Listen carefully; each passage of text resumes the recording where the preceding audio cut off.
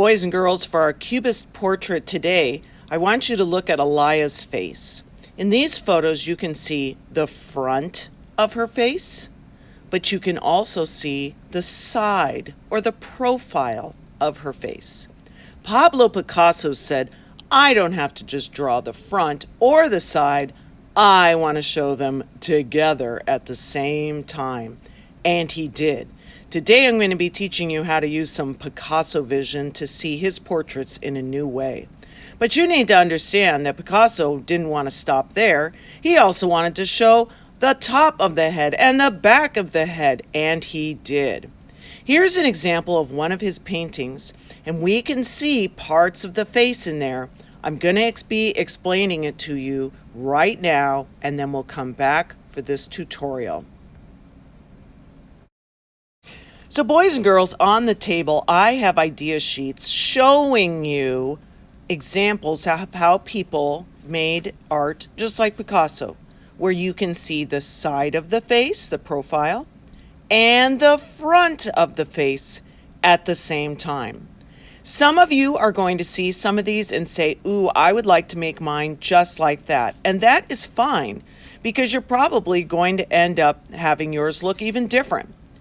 At the end of the page, I will have shapes there for you that if you would rather start with just a shape and add that profile, adding in the side line that gives us the shape of the nose, you can do that as well. Let me show you how I started one version. I started with just a random shape, and then the next thing that's so important is that you are going to add the nose from the side view. I'm starting here and I do that nose shape and I am done. Just like that, as you start to add details, you're going to be shocked at how easy it was to make a Cubist portrait just like Picasso. Now I'm just going like I'm looking at a menu in a restaurant and I'm just adding things. Remember when we saw the weeping woman, how we could tell that everything didn't have to match in there, and that showed us so many different types of the emotions she was going through? I could have one eye be looking like I just saw something new, and the other eye looking sad. I could have one ear with an earring and one ear without. These rules that everything has to be the same is not the way Picasso thought. And it is fun. It's different and wonderful. I'm adding some hair here. A lot of kids in my last class were adding different types of hats, and they were actually looking at Picasso's real artwork that we have here in the room to use as inspiration. Sometimes he even just drew lines in the background. Right now I'm adding some lips on there, and I'm actually on this one just doing it on the side of the face, on what we call the profile. And if I take my hand and block it off, I can see the side of the face now and the front of the face, and I am done. I'm going to quickly show you how I went and kept going through my idea sheets. Here I see that very narrow one on a black background up near the top, and I decided to get inspired by that nose. That nose looks kind of geometric, but it sure is fun. And what I've just drawn right now is the actual profile. You're not going to believe how I can just go and look at another one, draw the other side of the face, add an eyeball, and just like that, I've done it. I have the side view of my Picasso face and the front view of my Picasso face. Absolutely fantastic. Now, I'm going to start to move on. Probably in class, instead of using pencil, I'm going to be giving you a marker. That's going to help you to avoid using such fine details in your drawings, and it's also going to make it so that next week when we start to color, we don't see all of these pencil lines. A lot of you like the one where the head wasn't just smack dab in the middle, but where this one is looking a little sideways, like she's sleepy or she's thinking about something. All we had to do was draw our shape sideways and then draw the profile line a little bit sideways as well. Easy peasy lemon squeezy. Nothing to be intimidated about.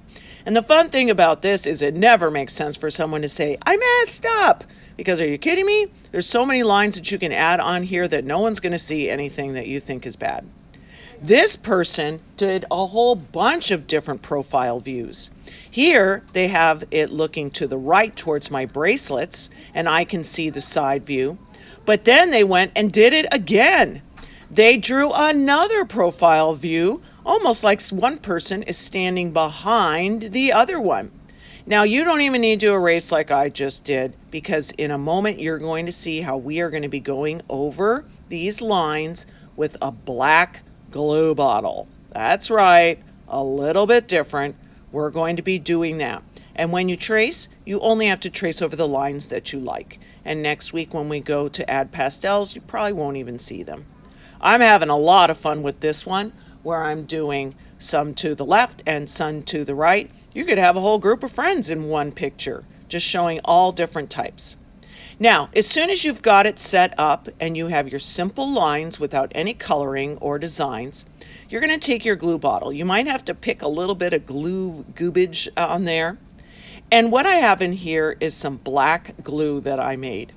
I'm going to take that little orange cap and I'm going to screw it so that it opens. If you see a space underneath there, you've done it just right.